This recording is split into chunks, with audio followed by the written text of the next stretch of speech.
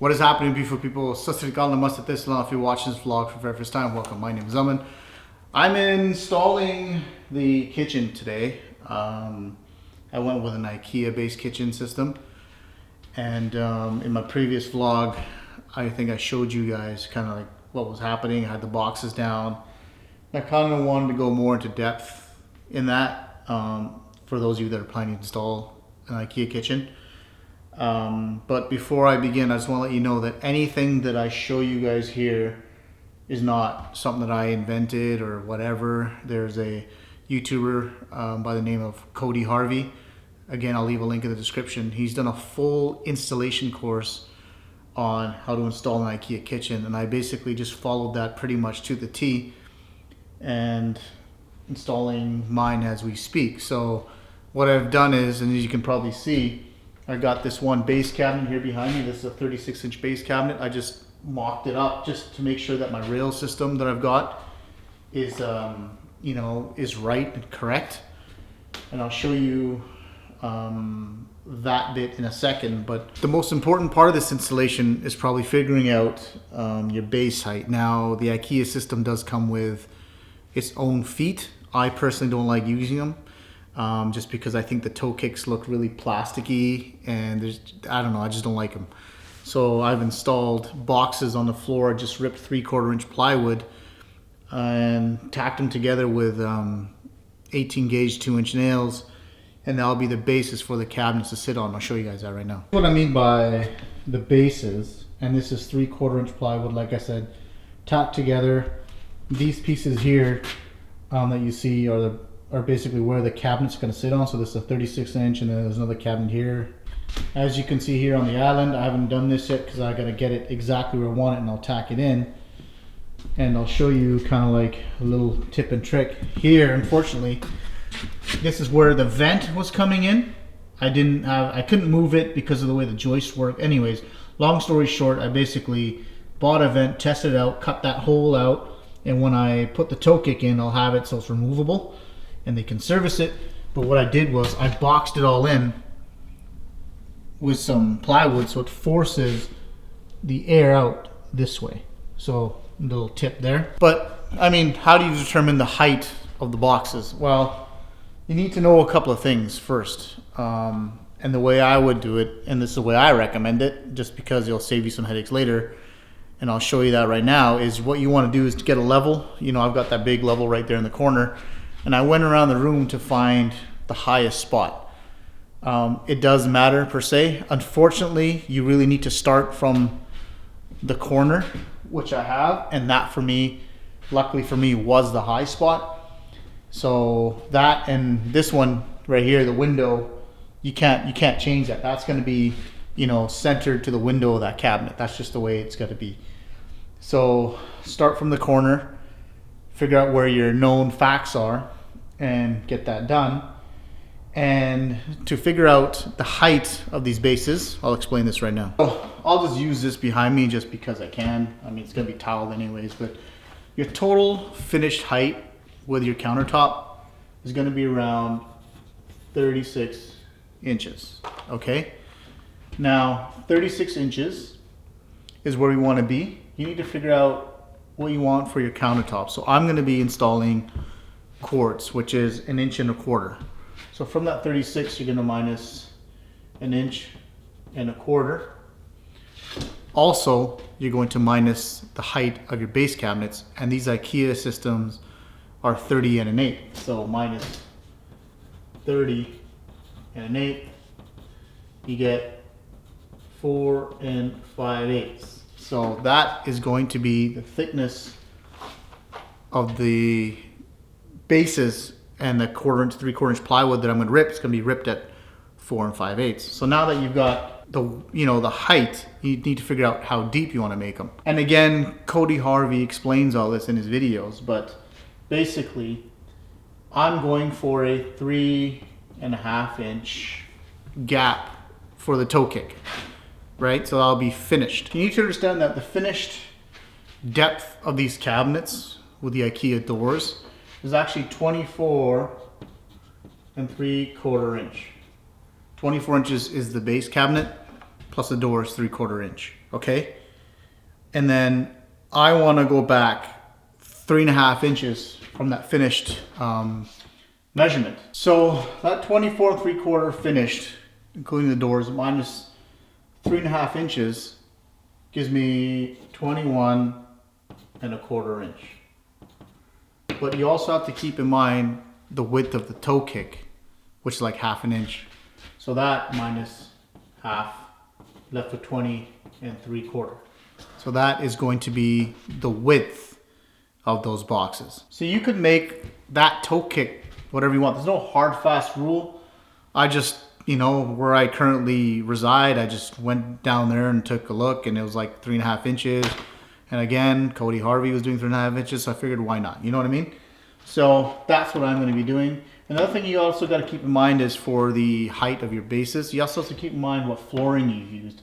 Now I've got 1/8 inch vinyl plank flooring, but I installed it first, so I'm installing on top of that, so I don't need to keep that in mind. So if you're going to put the flooring afterwards, whatever thickness of the flooring, you're going to have to add that into the equation, so your boxes will actually be bigger, right? Because once the flooring goes on, it's actually going to shrink the size. You know what I mean, right? So keep that in mind. So that's what I've been doing, and now I'm going to finish basically, hopefully get the island level today if I can. But I've got this one piece down here that I got to finish leveling off, and then I'm going to build the box and tag it on. So guys, another thing I want to show you is the rail system here and kind of figuring out the height. There's always, you know, if you want to follow the IKEA instruction system, you can. It tells you exactly what to do. But all I did was basically take some of this railing, stuck it to the back of that cabinet that I built, stuck it on, and figured out what I need. I measured from the bottom to the top of this, and it gave me 29 13/16. That's what the measurement was.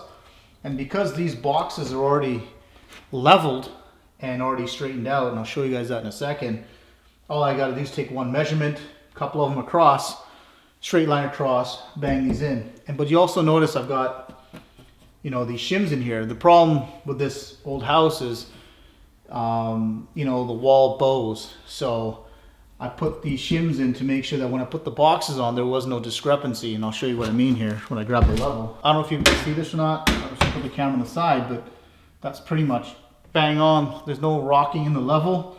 So I have to do that so I could, you know, get a solid mounting surface. The other thing too is you got to keep in mind is, you know, you got to find the stud locations. I did that. I marked them all out. As you can see, I drilled a whole bunch of holes because I remember when we were drywalling this wall, it was like there was no sense of 16 inch on centers. It was just brutal. So I had to figure that out, and I got like what, four screws in the stud, which is pretty good for this. I mean, I do have some drywall anchors that I'll use on that small piece over there because I only got one screw into a stud. But I just cut this with a grinder, stuck it on, leveled it across. You know, as I put it on, I put the level on it, screwed in the other side, so they're nice and straight. Just little things like that you got to keep in mind. I'll show you how I kind of level the boxes off. How I level the boxes off, I just got some shims and, you know, put them across. Had the level across this way, so I'll show you.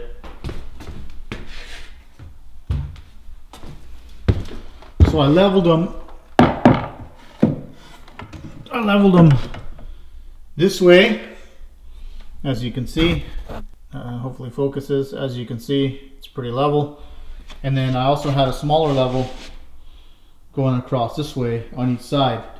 So I level it this way, bang them into the wall with some screws, and then level them this way, shim them where I need, and then put the screws in. That's going a 12-inch cabinet's going here, which I'm going to build in a second. And as you can see, I've got the one screw there, but I need to put some drywall anchors in here, so this will stay stable. So guys, I just picked up these drywall anchors. They hold up to 63 pounds, I think, each.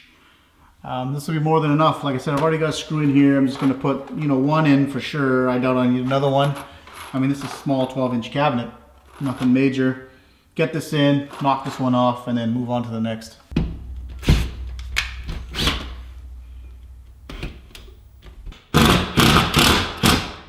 So you need these little clip thingies, put them in, and then should be good to go.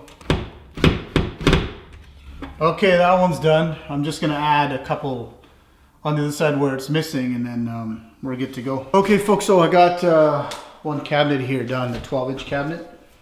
Let's take it on, see if it works. I built it just on the back there on the side. I mean, there's tons of videos on how to build these IKEA cabinets. If you need me to show you how to build one, no problem, just leave a comment below and I can take care of that for you. But let's see if this works. Just gonna stick this on. This should, hopefully in theory, work like a charm. Oh yeah. Oh yeah. We are good.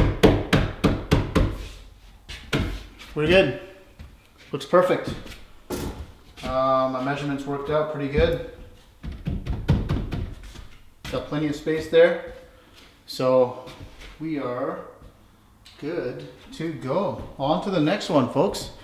So unfortunately, with IKEA at the moment, because of COVID and what have you, people are doing tons of renos. So just some of the stuff's not available. So the kitchen that I'm working on is going to come in bursts and pieces. A lot of the cabinets is missing, but I wanted to get whatever I could up, you know what I mean? Get it going. But this is kind of where I'm at. I'm going to start working on the island next and then see what other pieces I have. I got another 36-inch cabinet for where the sink is, but the problem is I need the corner cabinet in first, so I'm kind of, you know, screwed there. But we'll see what I can do here. Quick update here. I was working on the island trying to get that leveled. This floor is just so whack. I mean, it's going to be like weird for the toe kicks because I'm ripping at different lengths, but basically I'll show you what's going on. I'm leveling them. I'm using these L brackets to attach it. Just makes it easier, nice and hidden using shims. Just because it's such confined space, it's easier to go around and use these L brackets. And it's sturdy, like I can step on this, it's not going to move. And plus with the weight of the cabinets and then the countertop, this ain't going anywhere. But just trying to get it level has just been an absolute pain. I need to get some smaller screws come going right through the side of the bases, so I'm gonna have to go do that.